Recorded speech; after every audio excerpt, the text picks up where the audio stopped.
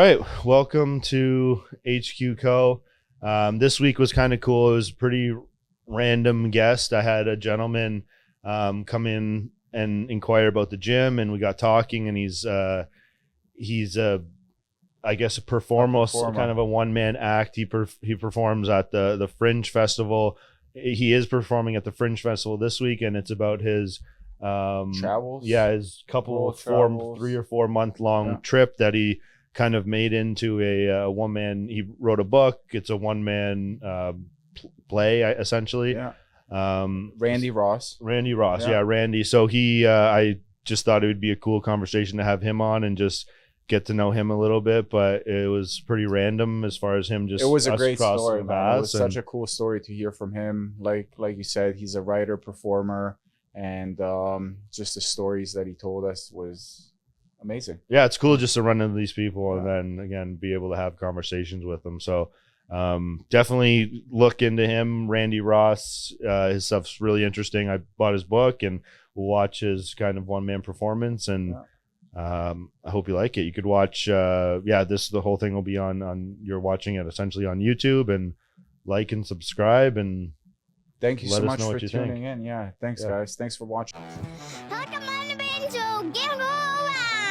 Let's go, baby!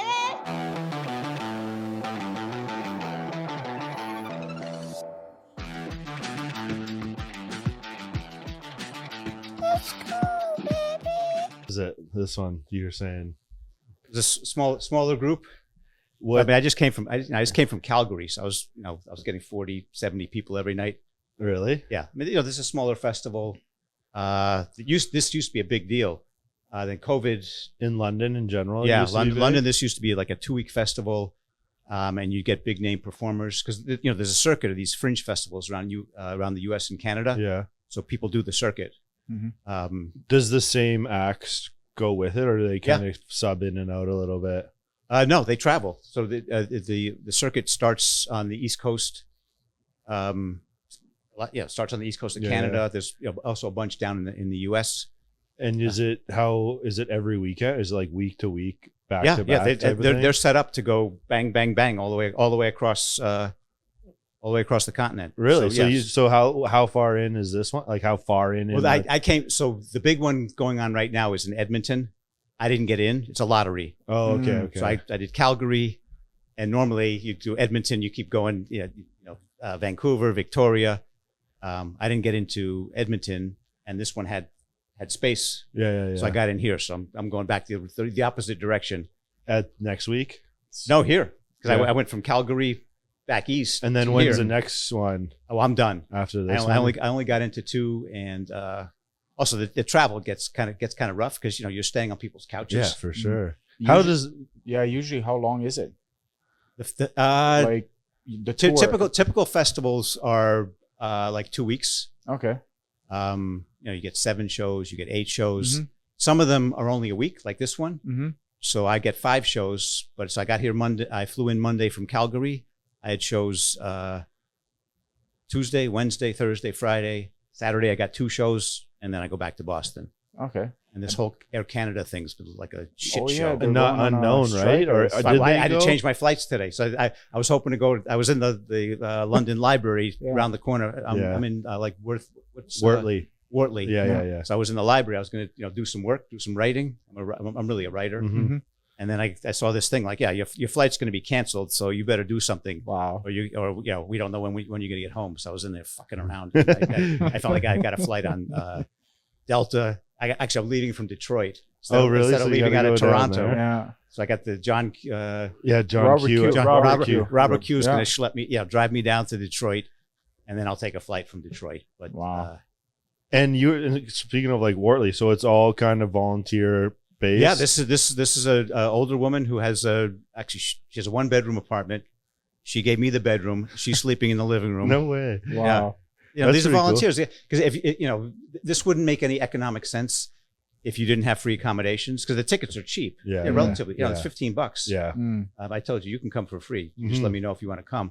But it's $15 a ticket. You're not going to go see live theater for that. Yeah. In order to keep it cheap, you can't have performers paying for accommodations. If I stay in a hotel, what, $200 a night. So Oh, yeah, all of you over- guys are pretty much just like couch surfing. Yeah, and Wow. it varies. Sometimes you get a nice place to stay, and sometimes Yeah. sometimes you get a cot in the basement Yeah. surrounded by mouse traps. It's a total crapshoot. So what was the worst place you ever stayed in? Uh, I mean, I'm not. you wanna I'm not, say? I'm not going to mention the city, Yeah. like Ottawa. Yeah, first time I was there. These are volunteers, so Yeah. they had a nice house. They had one bedroom that they gave to another performer, and they put me in the living room. It was a front room, but normally that was the dog's room. So the dog was not happy to see me at all, and I was on this busted up couch. I couldn't even sleep on the couch. I took the cushions off. I put them on the floor, and anytime I come in the house, the dog's snarling at me. Wow. And the other thing is the people, they saw my show and were offended by it. So my first show had some racy stuff in it, and they were offended by it. And so for a couple of days, we're walking around past the Wow. house. No I'm getting the kidding. silent treatment. So that can go sideways really quick, eh? Not this. That was one was of the the few one, times. Yeah, okay. that was one of the few times. So- And also my new show's not. It's not offensive. yeah. More I took- PG level. But I'll even because you don't really know, like preface this all like, so you messaged me a little bit ago, maybe a month or so, and was just looking for a gym, and Yeah. basically came in and started talking, and then obviously talking about like why you're here, and ultimately what got you to why you're here. Just like Yeah, just give us a little super backstory. random, Yeah. but every time I do a fringe festival, there's a bunch of things I do. First thing I do is I find a gym. Mhm. That's why I contacted you, because you were nearby. yeah, So Calgary, I found a local gym. I belong to Planet Fitness. It's dirt cheap, and they've got them all over the place. Yeah. So Mhm. typically I can find a Planet Fitness, but there wasn't anything nearby. yeah. I don't. Yeah, is the there- closest it's Planet a little bit Fitness is farther. like out on Highbury and like Oxford. Yeah. So it's like, Yeah, and, Right. and I'm on a bicycle. So Yeah. the things I do, I try and find a gym. I ask whoever I'm staying with, I need a bicycle. Mhm. So I've done about 35 of these fringe festivals. I've gotten a bicycle almost every one of them. But a lot of times it's a kid's bike. So pedaling around with my knees are hitting me in the face. But that's how I get around. yeah. So what? I mean, well, I'll just I want to your excursion that got you into again this whole chapter of your life. Do you? What's your show based on? So I used to be an editor at PC World magazine. It was Yeah. a computer magazine. It was a good sized magazine in the U.S. I had a good job. I was there for 15 years. 2007, I got laid off. Mm-hmm. I didn't want to look for another job, but I was kind of burned out. I got a severance package. I had never done much traveling, so I was like, fuck it. I'm gonna take a trip. So I was gonna go windsurfing. So I was a beginner, intermediate windsurfer. So I was gonna check out some of these world famous spots. So one of them is in Venezuela. Another one's in Greece. I was like, wait a minute. Okay, I'm kind of almost halfway around the world. Then I was gonna go to South Africa. Mhm. I was like, I'm halfway around the world. I might as well just finish it. So I went ahead and booked this 4-month trip around the world. And I went to the bookstore and I got these, the Lonely Planet guidebooks. Yeah. And they all make it sound easy. Oh yeah, you stay here, you'll be fine. And half the stuff in these guidebooks is wrong, or it's old. So did you have your trip planned out, or was it kind of a whim? I got a whole bunch of these guidebooks. Mhm. I got 2 guidebooks on how to plan a trip around the world. And then I got guidebooks on the different countries. So I was in every country for like 2 to 3 weeks. So I had a flight coming in and a flight coming out. So Mhm. if I was going to have a rotten time, I knew if it really sucked, I knew that I was going to be able to get out of there in a couple of weeks. So you can hold your breath for a week or Yeah. two. Yeah. So what? How did it start? Can you go into all of I want to know kind of the details about the trip in general, because it was not a good experience. It was rougher than I expected. I'd never done much traveling. Yeah. So you don't know if you're configured to travel by yourself for 4 months until you do it. Mm. So after 2 weeks, I was like, I want to go home. Really? Yeah, I'd already bragged on. I was in Venezuela. That was And- the first stop. First stop was Venezuela, and it's kind of crazy that this was 2007. So Chavez was still running the show down Yeah. there, and they had weird shit go on. So they one day I'm down windsurfing. The next day I go down and there's this crime scene tape all over the little town that I'm staying in. Wow. And I talked to one of the guy that owned the local bar. I said, what's going on here? He said, well, Chavez came in and they shut down the place. Wow. You know, they found some irregularities in our books. Yeah. The place was shut down for, you know, like a few days. Yeah. And, you know, the hotel I was in, they said, look, you know, we're not going to kick you out. You know, we'll feed you because everything was shut. Mm-hmm. Was that like 2 days as soon as you just arrived, or no? That was like probably a week into it. So I was down there for 2 weeks, Mhm. windsurfing. The other thing is, you know, I was traveling in order to get the cheapest rates. I was traveling like off season. Mm-hmm. So I saw all these, you know, this was supposed to be like a Club Med thing in Venezuela. I was looking at all these photos and, you know, there's, you know, chicks running around all covered in sparkly stuff and half naked, and, you know, people pouring drinks on each other. So I get down there and there's nobody there because it's off season. And this was the same when I went to Greece. You know, I went to this Greek island. I was expecting all kinds of, you know, naked shit running around, and there's nobody there. I get there, I'm the only one there. Yeah. Or one of the very few people there, and there's, you know, there's no partying, no nothing going on. So you went from Venezuela to Greece? Yeah. And then South Africa? Then South Africa, and then Thailand, Bangkok. I was in Bangkok for like 3 nights, and then Vietnam for like 2 to 3 weeks. It's about 2 weeks, and then I was in Cambodia for like 2 or 3 weeks. And So that was it after that? no, then I went to Australia and New Zealand. So I was And in then every back place home. 2 to 3 weeks. Wow. Yeah, in order to do this cheap, you got to keep going in one direction. Mm-hmm. So I went east to west. Yeah, it started. Yeah. So, you know, you can go north to south, but you can't backtrack. Mm. You know, I bought a special plane ticket back then called I think it was a one world ticket. Yeah. So I bought it Yeah, through. they used to have those like around the world tickets. Yeah. Yeah. So Yeah. I had to get it through a travel agent. You know, this was 2007. Mm. Also, I wouldn't want to book something like this on my own. Mm-hmm. It was too, you know, it's too complicated. I had all these Yeah. flights and, you know, changeovers, and the other thing to keep it cheap, I had like all these red eye flights, and all these red eye flights. The books tell you that your stop, you know, if you have a stopover. I red eye flights with multiple stopovers to keep it cheap, Yeah. and the books tell you if you're going to have a stopover, it should be at least 5 hours. So that way, if your flight's delayed, it's coming in, or you have trouble getting through customs, you know, you got a buffer, because if you miss one of these flights, yeah, you're fucked. You're stuck in.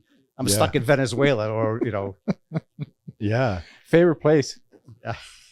Actually, the windsurfing was great. Yeah. There was just nobody there, and you wouldn't want to go there now. Yeah. And also was, you know, the Caracas is, you know, the main city, the main airport, and that when I went, it was, you know, like the murder capital of the world.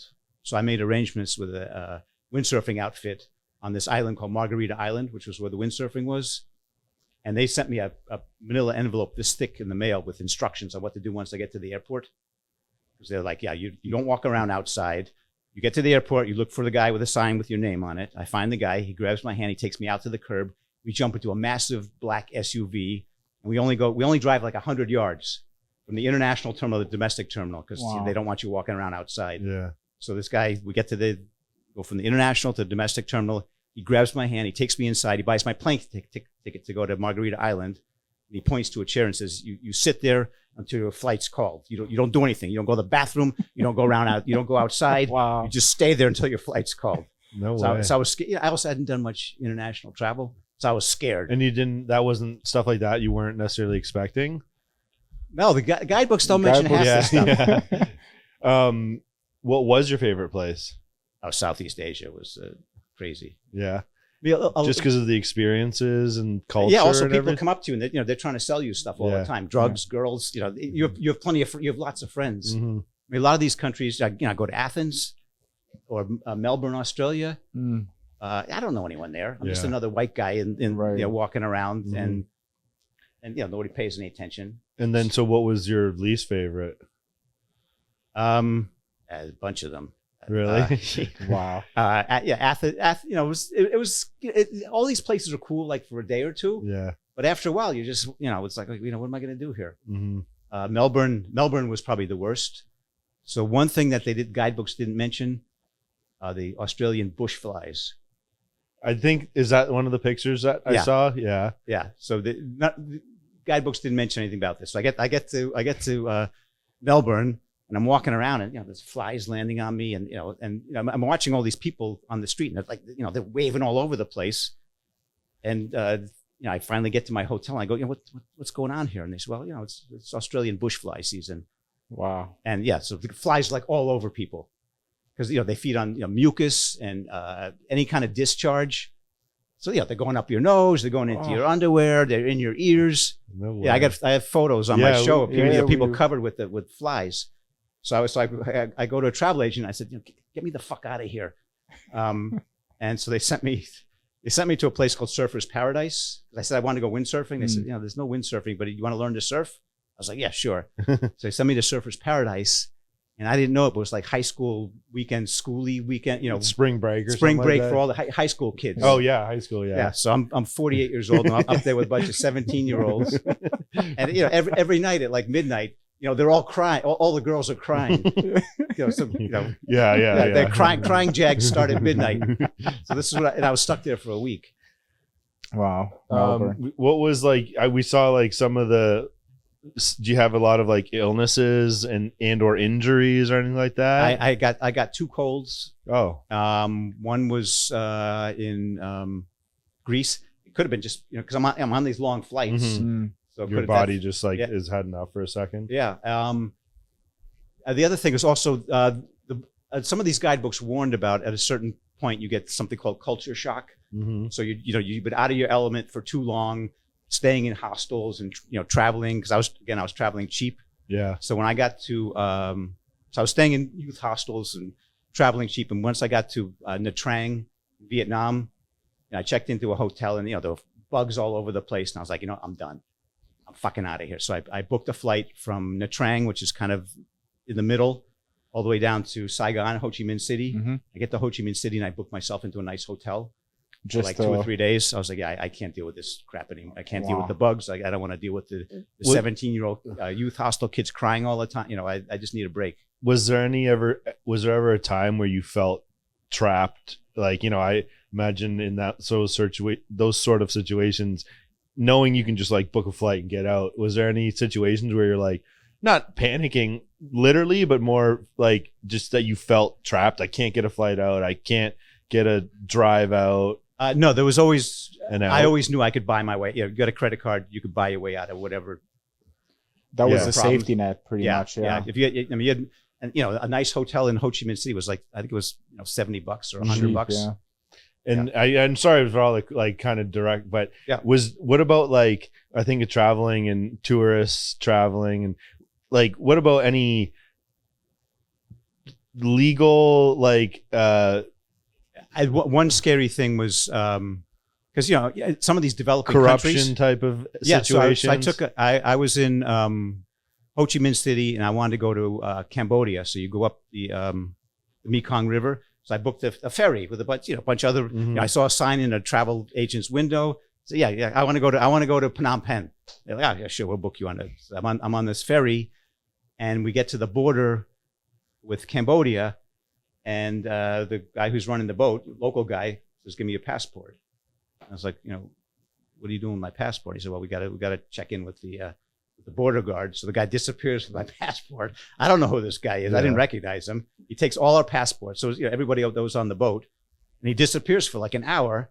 We're like, Don't jump to conclusions Wow. yet, but this could be. no, I was scared. I was Yeah. if I'm without my passport, I'm in some place, halfway up the Mekong River.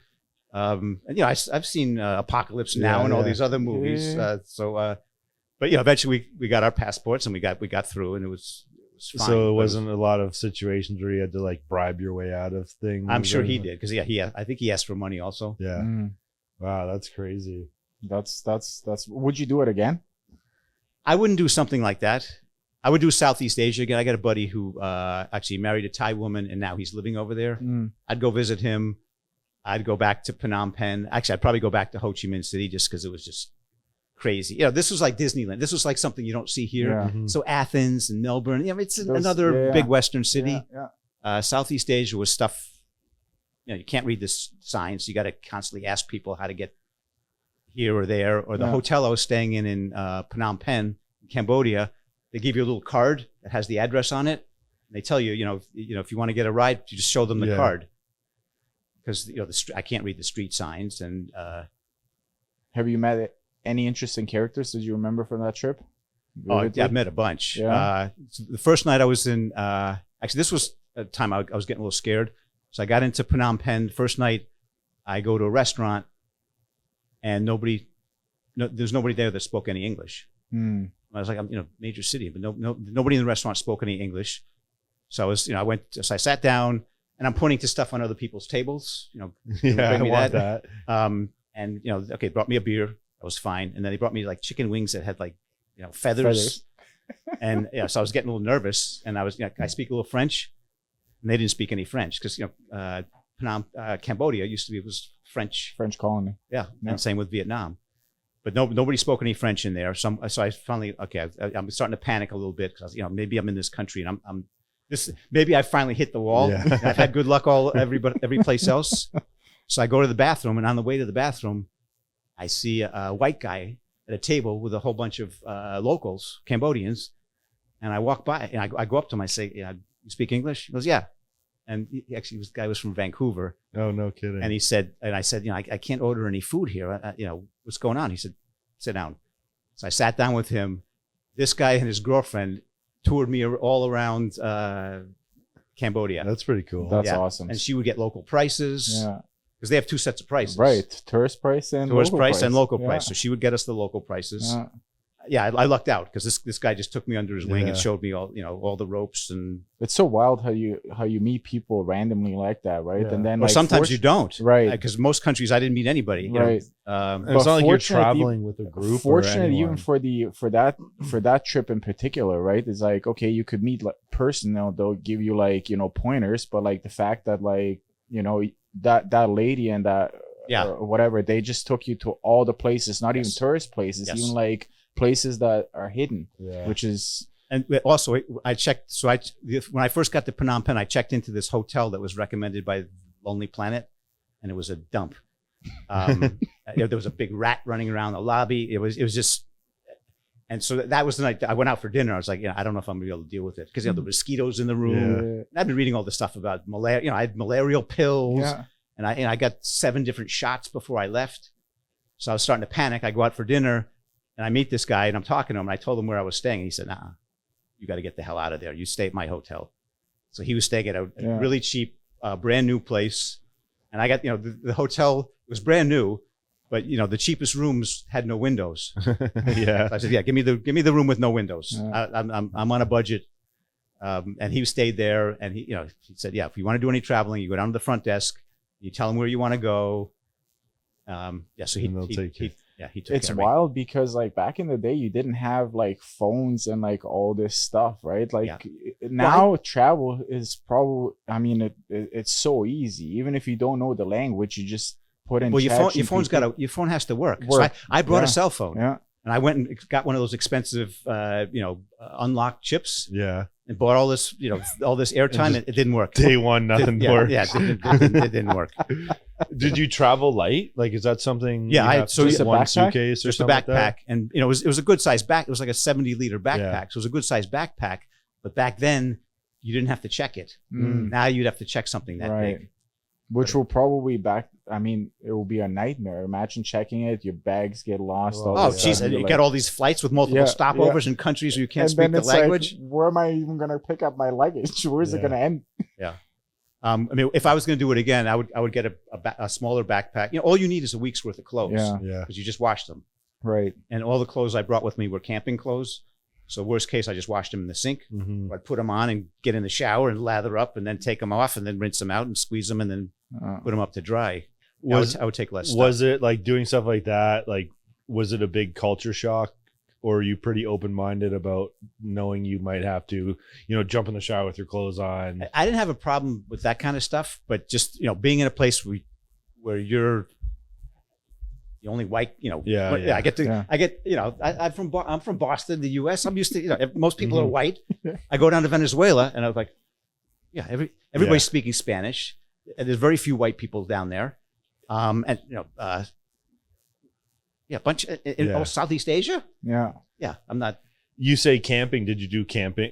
Did you outdoorsman pre-trip or anything like that? Like, No, I was not. No, I'm a city guy. What other, kind of off topic, did you have any other hobbies that you did other than probably the gym and stuff like that? Windsurfing. Oh, so the reason I needed that big backpack is because I brought all this windsurfing gear. I brought a belt. I also was covered And, I had clothes that, sunproof clothes that covered me from head to toe. Because, Venezuela is like near the equator. Mm-hmm. So you don't want to be screwing around with getting a sunburn down there. Yeah. So I had this big giant hat.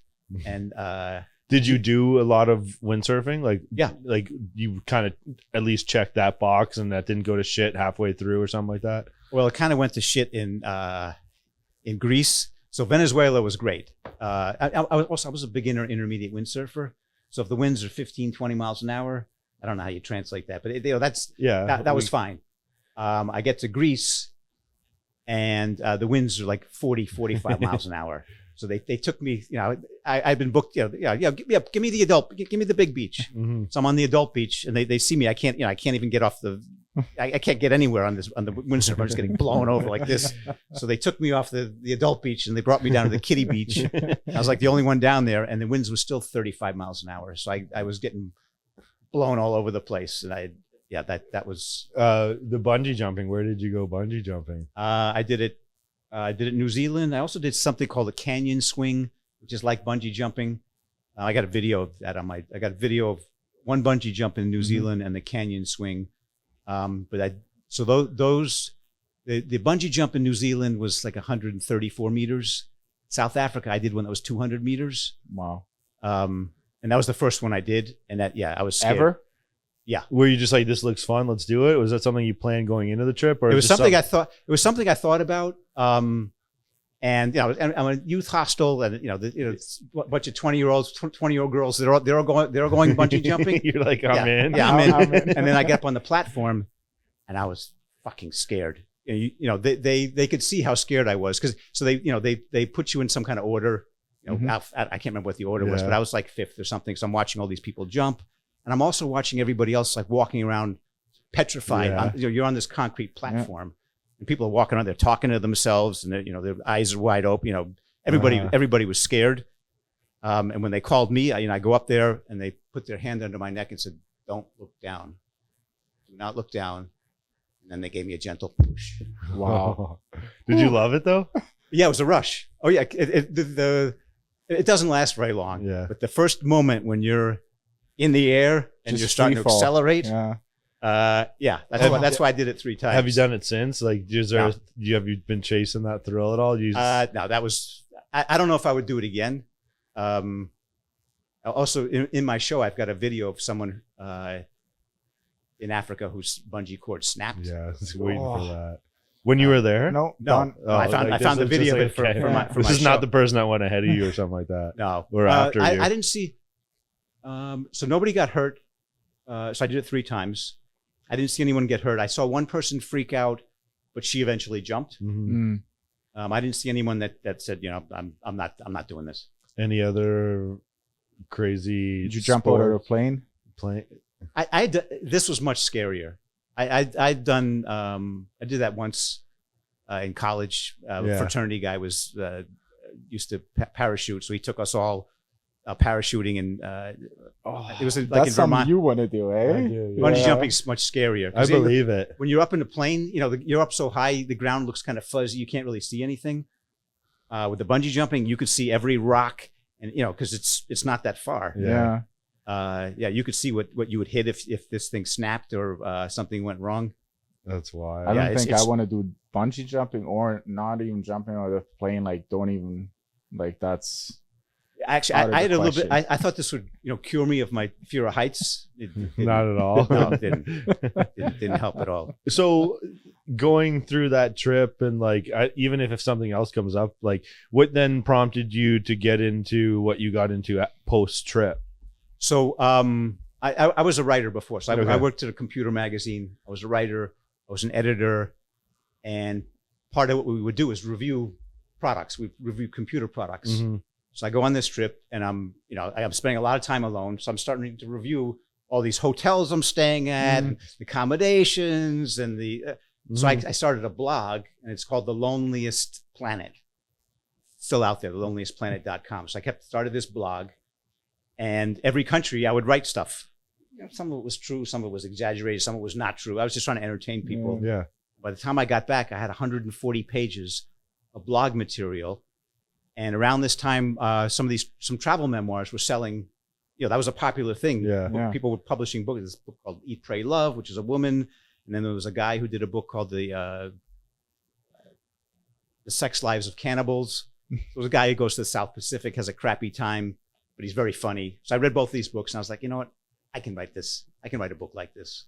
So I took writing classes. I joined writing groups. And it took me 7 years to get a book. First, it was going to be a travel memoir. And I showed it to some literary agents. By the time I showed it to them, the market had changed. They said, no, that's the hot thing now is memoirs. I took more writing classes, another year and a half. I showed it to a literary agent. They said, no, there's no market for memoirs anymore. So the market kept changing. And then finally, one of the agents said, your best bet as a debut author is to turn this into a novel. I took more writing classes. I turned it into a novel. And yes, I sent it out to some literary agents. They didn't want it. The next step is if you can't get a literary agent, you become your own agent and you send the book out yourself to small presses. And I sent it out to a small press out of Long Island, and they bought the book at $1,000 advance. They published it. That's the book in my show, God Bless Cambodia. Also, I started memorizing bits and pieces and reading it. And I was at a party one night. I was talking to a theater director who'd seen some of my stuff and said, you got enough material there for a 1 hour, one-man show. There's a circuit of amateur theater festivals around the US and Canada called Fringe Festivals. So I hired this guy and I started performing. My first show was called the Chronic Singles Handbook. That's the one that had all this racy shit in it that I couldn't do anymore. And then the second show is on my trip, about the trip and also about the book. So it's the first part is a journey and the second part is a journey in the publishing world, which was also pretty abusive. Wow. That's So actually amazing, going like pre-trip or during the trip, what did you expect your life to be? Did you have future plans for yourself? I thought I might meet some woman and get married and live in Cambodia or something. I had no idea. Yeah. I had no idea. You're just gonna kind of have this experience and then wherever life took you after that. Maybe I would apply for a job when I got. I had no idea. Yeah. I knew I was going to take 4 months off and then it'd figure it out. And you went back home to Boston. Is that where you went back to Boston, and none of my friends could have cared less. They were not interested in hearing about the trip. Really? Wow. Yeah, they had no interest at all. I would say, I'd tell them. That's surprising. Yeah. I don't know. If you're not a traveler, like, if you're not a traveler, yeah. I mean, the last thing they want to see is slides of my trip. Yeah, I guess. Yeah, and they were reading. Some of them were reading my blog, but most of them had no interest. So, how many books have you written so far? I've written 2, and I'm halfway through a third one. So the second book is called The Squid and the Spaceman. It came out in October, and that's like a dysfunctional love story. So it's that's another kind of racy comedy. And I'm writing a third one about it's a coming of age story in the 70s. I'm a little older than you guys. I remember the 70s, which was a crazy, fucked up time. I mean, if people think things are bad now, 70s was out of control. In the U.S., you had all these serial killers running. Ted Bundy, John Wayne Gacy. You had a president that should have been impeached. The economy was in the shitter. You had interest rates early 80s. The interest rates were 18% in the U.S. Wow.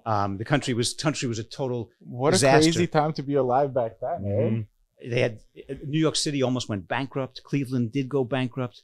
The whole place was a mess. The world was a mess. You had there was a guy in Cambodia. This guy Pol Pot, genocide. A quarter of the country died. A quarter of a country Quarter of Cambodia died through stuff that he did. Yeah. Whether he killed people directly or people starved. A quarter of the country died That's under crazy. this guy. That's And a then crazy stat. And have you heard of a guy named Idi Amin? No. So this is a guy in Uganda who also murdered hundreds of thousands of people. This was all going on in the 70s when everything was just going to shit. And the oil prices in the U.S., they tripled. You had to get online. So in order to get gas, you had to go, if your license plate ended in an even number, you could only get gas on an even day. If it ended in an odd number. Yeah, Canada must have been a mess also. I'm sure. I gotta look that up actually. Yeah, 70s was a disaster. In New York City, people were landlords. They couldn't rent their buildings, so they were hiring arsonists to burn them down. Wow. Yeah, violent crime in the U.S. was off the charts. That's when it really started to So this recent book's kind of in that time period. It's in that time period. Yeah. I want to check that out. I want to hear that story, especially coming from him. Yeah. So your the act, is it an act? Is that act what you do perform or? What I'm doing now is it's pretty much my trip that I was describing to you guys. It's all these places I went and hated. So I've got slides of all these places, and I got stories like the bush flies and then so it's basically my trip, and then dealing with trying to get a book published. So next step right now, you're going back to Boston. You're done with Fringe. No, I've got a show tomorrow. Mm-hmm. I got 2 shows on Saturday, so I've got 3 shows in 24 hours, and then Sunday morning, hopefully I fly out of Detroit. Robert Q is going to drive me down to Detroit. Hopefully I'll get back to Boston. What's next? Finish the book. Work on the book. Well, the other thing is, these Fringe. So I've been performing my 2 shows.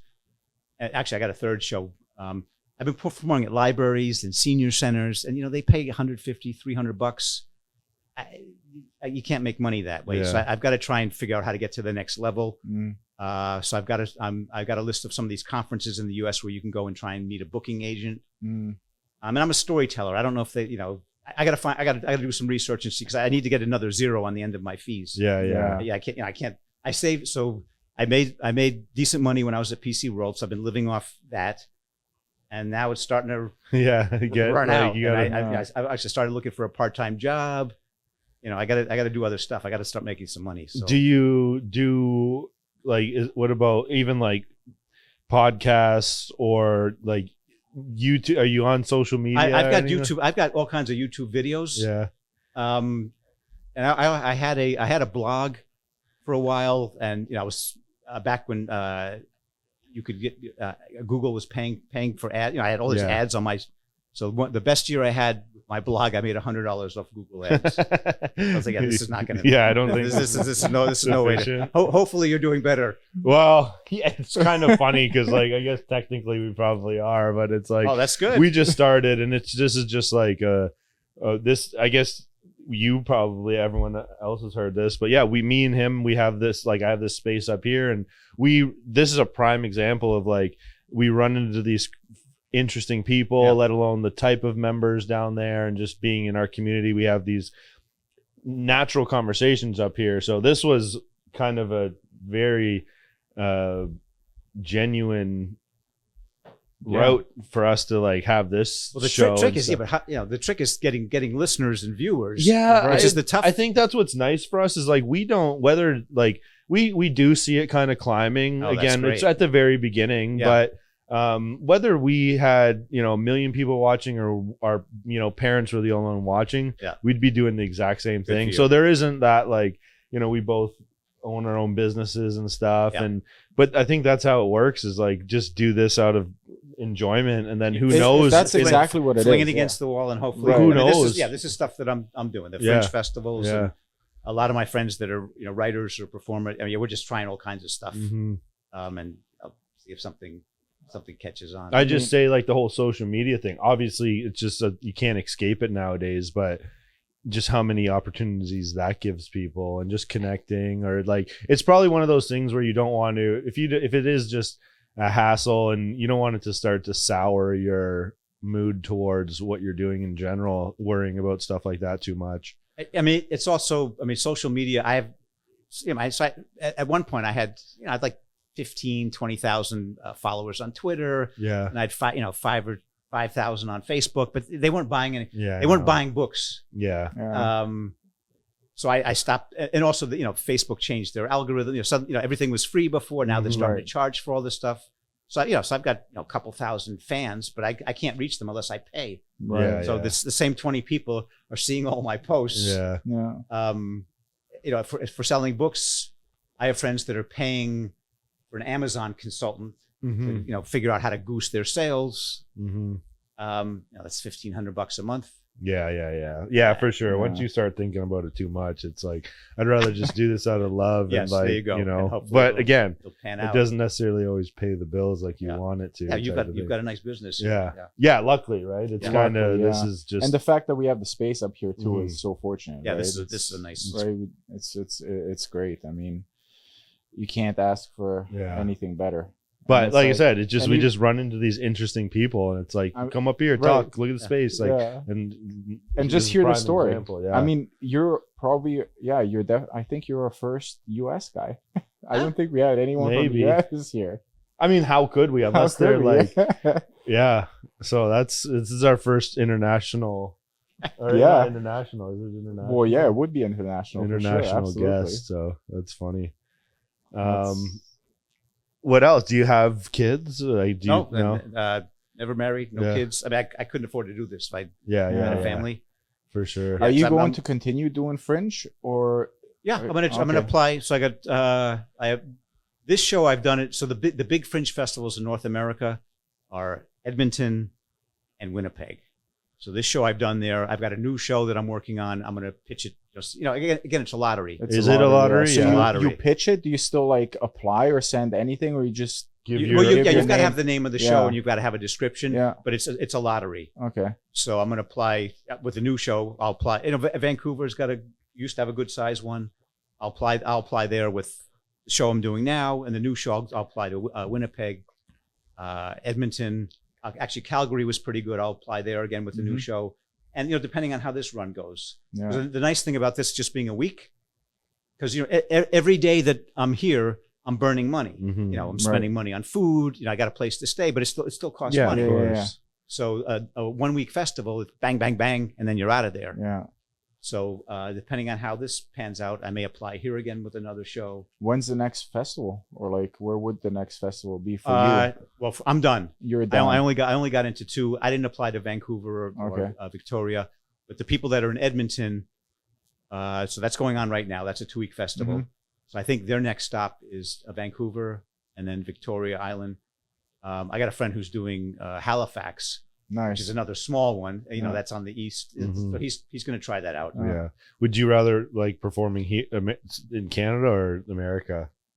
Oh, the Canadian. These are all the big ones. Oh, really? Okay. Yeah, I mean, there's one good sized one in Orlando, and I get in. Yeah. But yeah, the Canadian ones are the bigger ones, and people show up. So what about? I mean, I think I haven't like been able to obviously read the book or watch, but like what like is it sounds like when you refer back to all these like travelers guides, is your book like the real traveler's guide type of thing? Like, what if you just It's fiction. So my book is fiction. So I try to be factually accurate if I'm describing countries or right? factual stuff. But the other stuff, it's all made up. I don't have a sexy naughty older Yeah. stepsister. Yeah. I have one in the book. Yeah. And then she's doing all kinds of stuff. I wish happened to me when I But was. what about writing? I mean, who am I to say what about writing this? But like, it's just I keep referring back to you saying, the books tells you this, but it's actually like this. The books tell you this. In the book, I have a fictitious travel guide. Yeah, it feels like you had. I made one up. So the narrator finds one book, and it tells him all this stuff, and it turns out to be wrong, and he tries to track down the author. The author of the book says, "Hey, I'm in Saigon. I'm in Cambodia. I'm in Vietnam. Come visit me. I'll take care of you." So in the book, the narrator travels all around, gets to Vietnam, and tries to track this guy down, and he doesn't exist. That's funny. Can you watch your performance anywhere?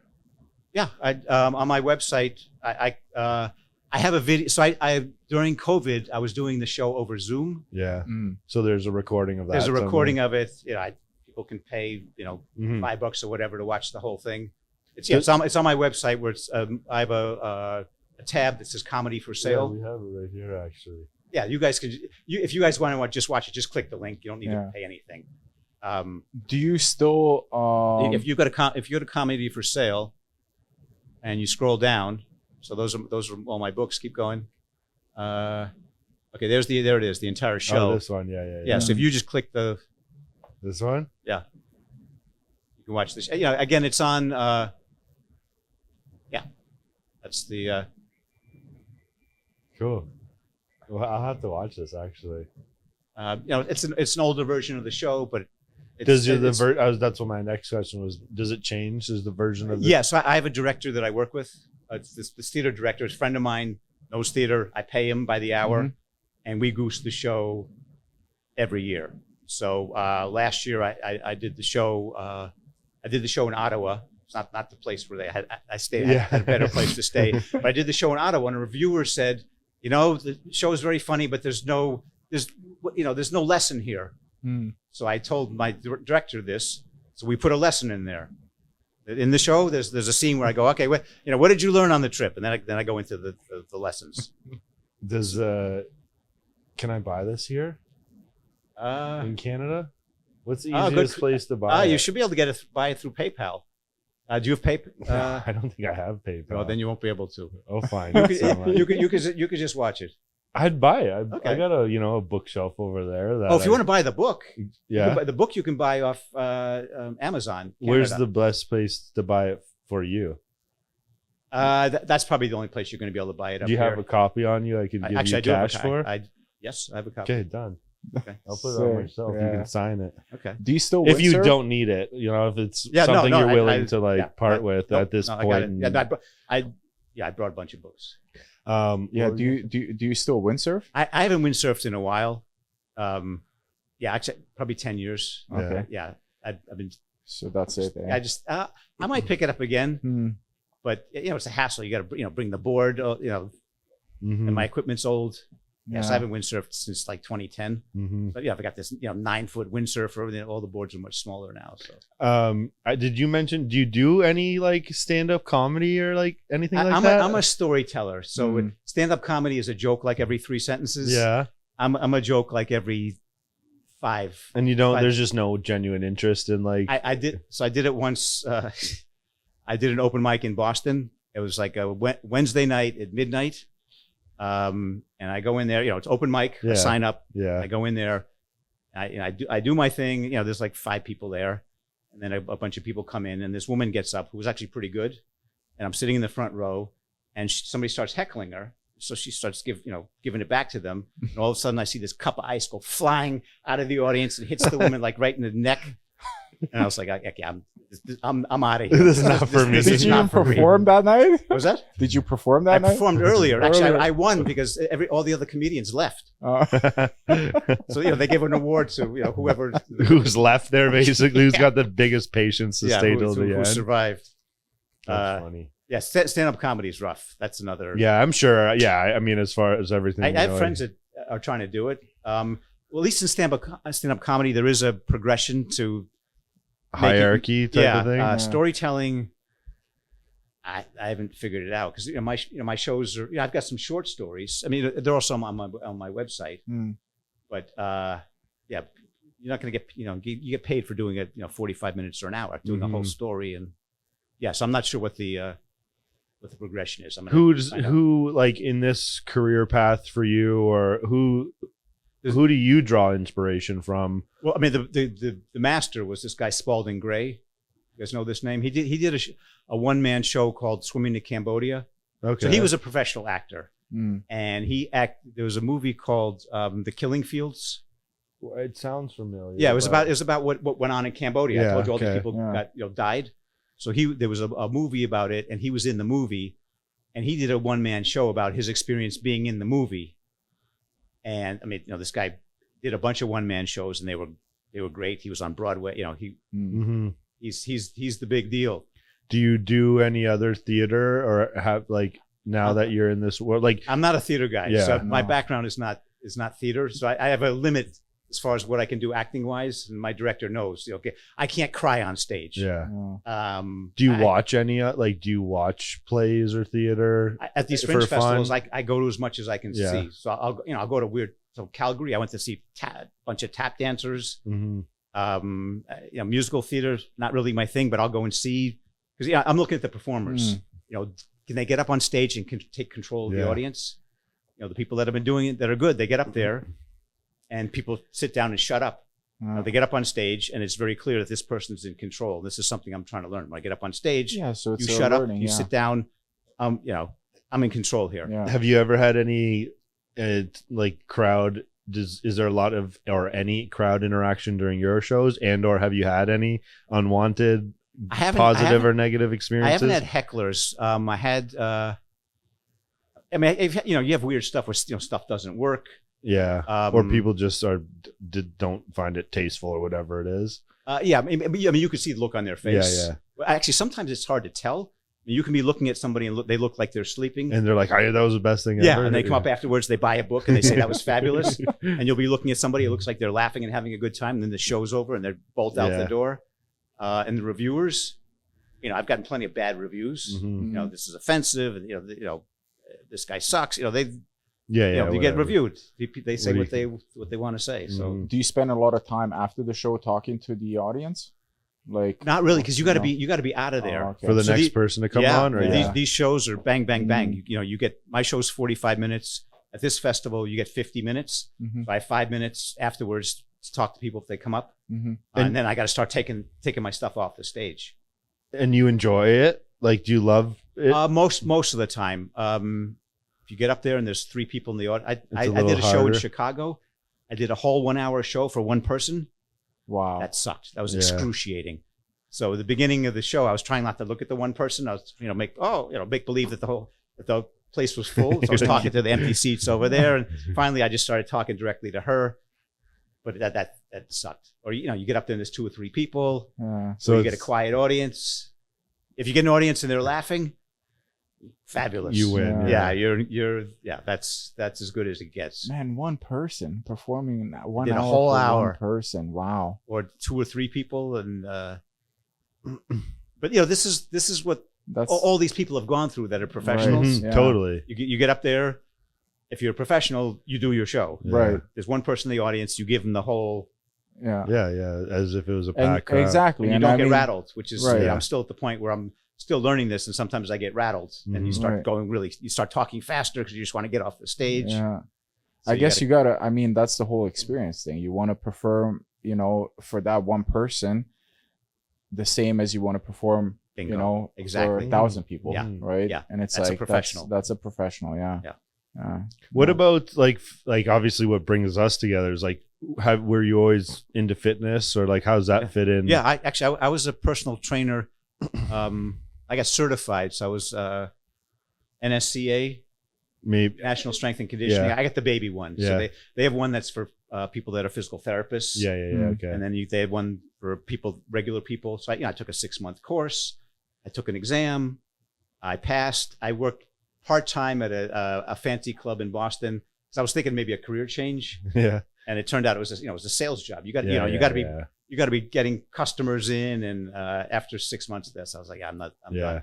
But you've obviously always like worked out, and I always like to work out. Healthy, and like see this big thick neck. no, but like Gets you tell. do you eat well? And is that, I very well. I just I'm an ectomorph. I can't put on weight. How do you? It must be difficult on the road, always like eating good. Or it's what I do is I buy first one of the things I do is I buy groceries. So I'll have a salad at lunch, and then for dinner I'll eat whatever crap. I'll go have a beer, and I'll go for chicken wings.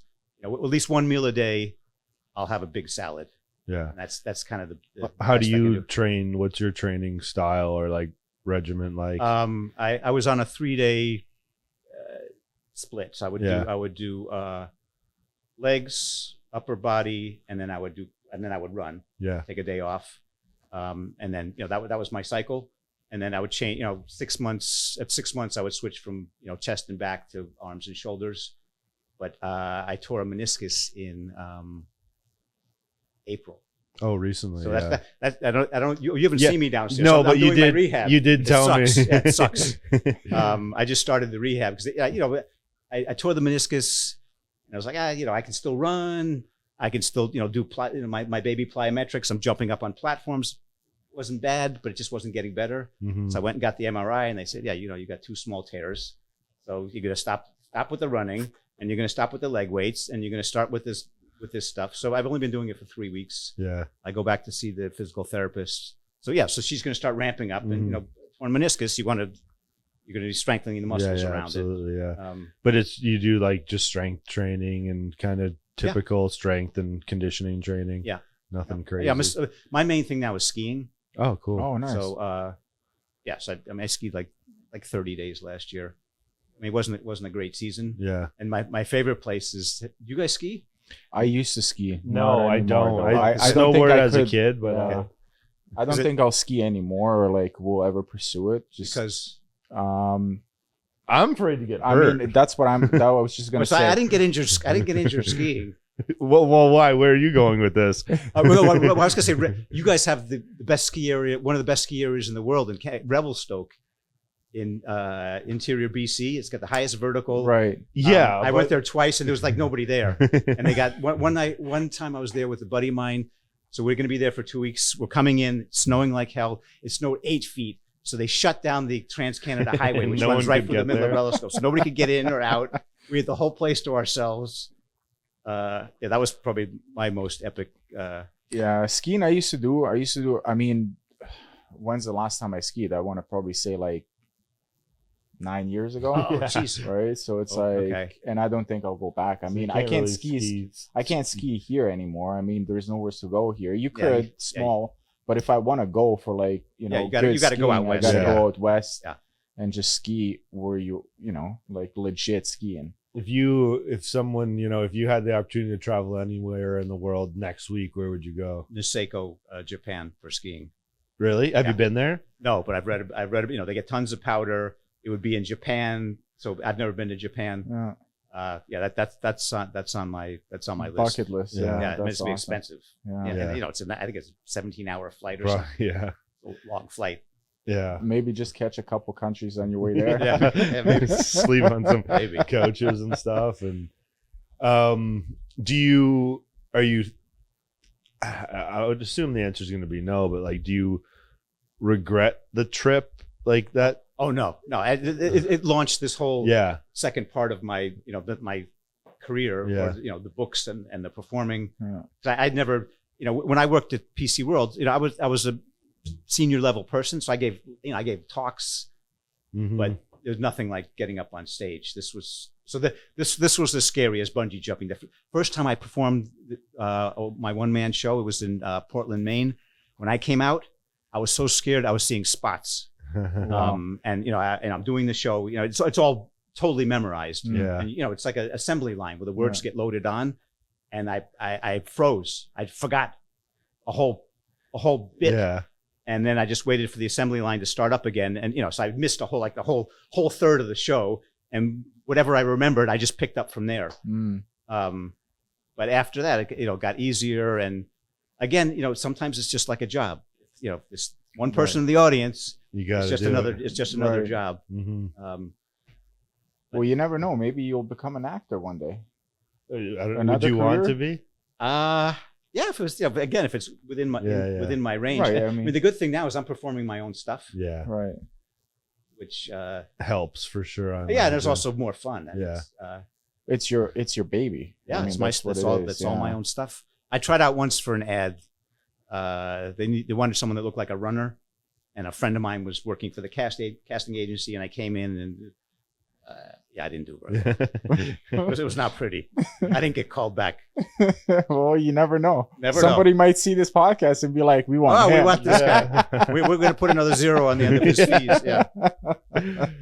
Oh, it's funny. Any other sports? I guess skiing is the most recent thing. Anything else? I like to run, but Mhm. I'm gotten to the point where I can only run like twice a week without getting injured. So I was running 3 times a week.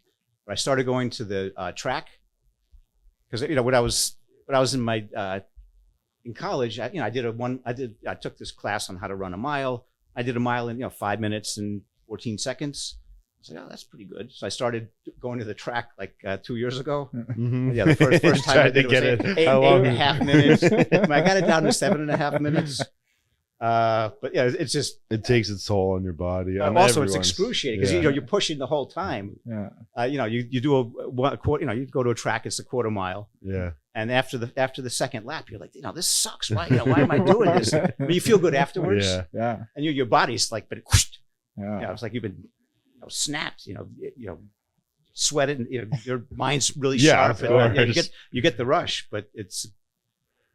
So I was doing that again this year, and then once the meniscus thing, they said, you got to stop that. Do you watch any sports? Oh, I'm from No. Boston. We're a sports town. We don't have we got some good universities, but Boston is a sports town. So the big thing in Boston, football, the New England Patriots. Tom Brady. Yeah. So we had a 20-year stretch where the New England Patriots, our football team, was in the Super Bowl every other year. Every other year for 20 years, we were in the Super Bowl. We had the best team.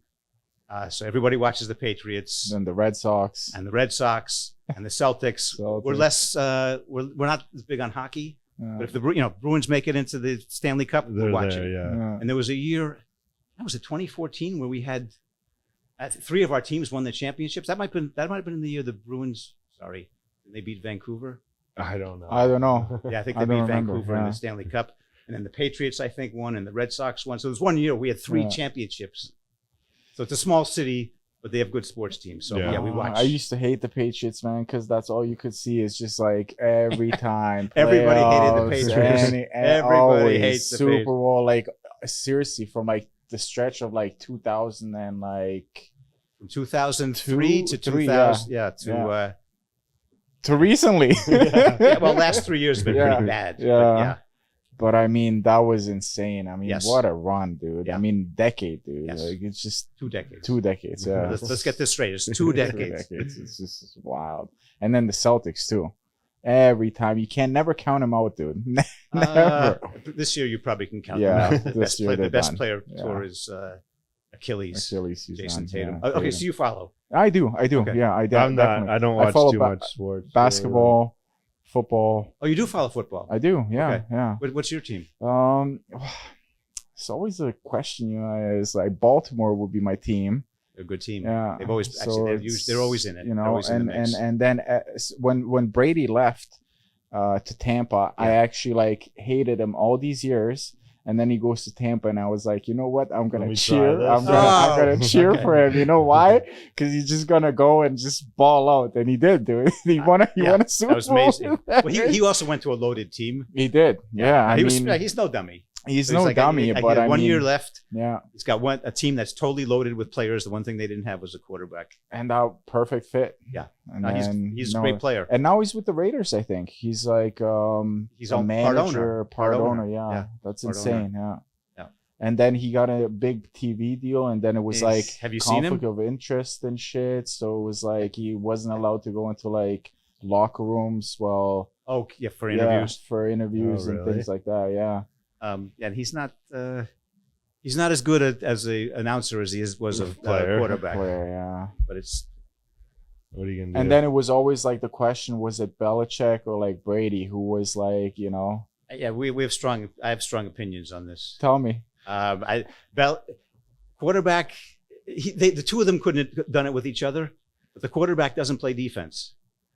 And there was a, and Brady had to learn the first couple of years, first couple of Super Bowls. Brady had to learn if he was a great quarterback, smart, and the thing about him, calm under pressure. Dude, 24-3 against the Falcons with like what, like 5 Unbelievable. minutes? Like not even. I was in a bar in Boston. Halftime, everybody left. That's I was there with insane. a friend. But yeah, let's just I want to finish my hamburger. Yeah.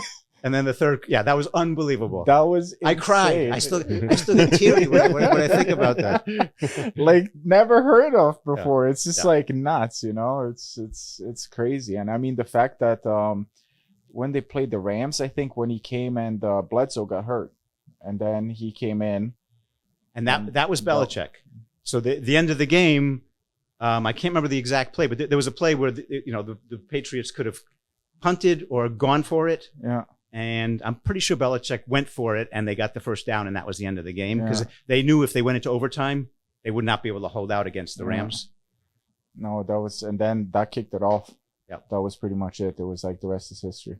And there was Unbelievable. one season where it was more recent, and the Patriots, they weren't doing that well, And towards the end of the season, Belichick turned the whole team into a running team. So Brady was doing less passing, but they were doing a lot more running, and they ended up winning another Super Bowl. No. So Belichick deserves a fair amount of credit. Definitely, defense. absolutely. I mean, no doubt about it. I mean, you can't disregard him. Yep. I mean, could have any other quarterback went to Belichick and been successful as Brady? Probably not. Doubt it. I mean, the guy was drafted 199th overall. Yeah. Oh, yes. Yes. It's He was like one of the last players. Yeah. Yeah. And then all of a sudden, he's the greatest ever. Yes. It's a great story. It's a great That makes story. me teary also. Yeah. Cheers, Tom Brady. Yes. No, good. Awesome. We'll see what happens this year. What else Yeah. you got? Is there anything else? Any other crazy stories from your travels or? Well, I mean, the other sports story was the 2004 Red Sox. So they were down. So the Red Sox hadn't won World Series for like 80 years, and every year or a bunch of years they would get into the close to the finals, and the Yankees would beat them. So 2004, the Red Sox are playing the Yankees in the playoffs. The Yankees are ahead 3 games to 0. Yeah, they came back. I remember. That had never been done in baseball. Yeah. And we were all, everybody in Boston were like, yeah, we've seen this game before. Yeah. This is done. and then they won that game. Yeah. And everybody was up all night because all these games went into extra innings. Yeah. So middle of the week, you could hear the games on everybody's TV at midnight, 1 a.m. Everyone's going into work all bleary eyed because they've been up watching it all night. Yeah. Yeah, that's another one that. And then makes me they cry. won. The city went crazy. They went, I mean, it was like that's the problem. If they lose, they burn everybody's cars, and if they win, they burn everyone's cars. This is Boston. It's a loss situation. No, that's all. Have you ever watched any live games? Any? I go to some. It's not football. It's not worth watching live. Yeah. It's just you're too far away. It's freezing cold. Yeah, football's not worth watching. I go to. So I live pretty close to downtown Boston. I can ride my bike. To go to Fenway to watch a baseball game. Oh, cool. I mean, they're expensive. If they're playing a crappy team, sometimes I'll go with a friend. Yeah. Celtics are real expensive. Yeah, I'm not spending that much on it. They do get pricey. It's crazy. Yeah. Especially if the team is winning. I mean, yeah. I assume on the peak of like the Brady years, probably tickets were like $300-400, dude, per. I don't know, but seat. I'm sure. And for the Celtics playoffs, ridiculous. And I'm just not spending because I'd rather go with a bunch of friends, sit in a bar, and watch the game. Awesome. Yeah, I mean, it's cool how this all happened. Like I said, is there anything else we got to like? Well, I want to thank you for letting me. Yeah, of course. Facility I for hope free. I hope that this is like, if you're back, you have a spot. Thank you. It'd be cool to. If you're totally turned off from this, then we don't have to do it again. But if you do come back and there's like an updated conversation to have, and a lot of our stuff's just like again, if there's a cool story behind it, cool. If not, I'm going to be able to get the link to this and promote it myself. Yeah, absolutely. Yeah, Is we have video for this? Yeah, there is video. So basically, we'll send me the links. I'll post them all over Facebook, and I will. Yeah, and all my fans that don't look at anything, they won't look at it either. But that's fine. Again, we'd be doing this if no one was here watching, anyways. Okay. But it's just great to hear your story. I mean, when Ian messaged me, he's like, "Hey man, there's a guy from Fringe or whatever coming in working." Well, how I even I've had how many times I've had that kind of conversation with someone, just obviously organically it happens at my place of work in the gym, but it's like I brought him in for a tour and he started to tell me why he was here, and I was like, well, time out. First of all, side note, I have this thing and I think this would make a really cool conversation. Like, what are you doing this week? And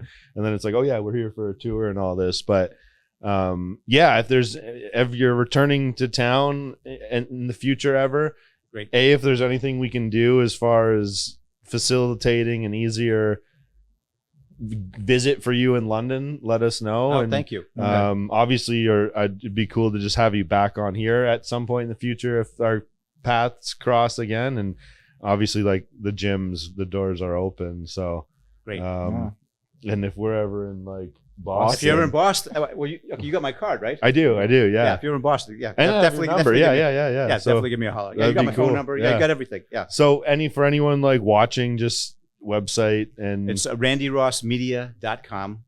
It's got all my stuff. It's got my books. It's got my shows. I've got video clips of me for performing, and like comedy for sale. Absolutely. You can buy my books. Yeah, buy it. I'm buying. Yeah. We'll get to Okay. that. All right. I'd love Beautiful. to get one and add it to my collection of books, I guess. And you got the author. Yeah. The author and the book. Sign it. We'll get Yeah. a picture and Yeah. Thank you so much for thanks coming. for coming. Yeah. Like Hey, I thanks said, for if having there's me. anything Until next time. Thanks for listening. See ya.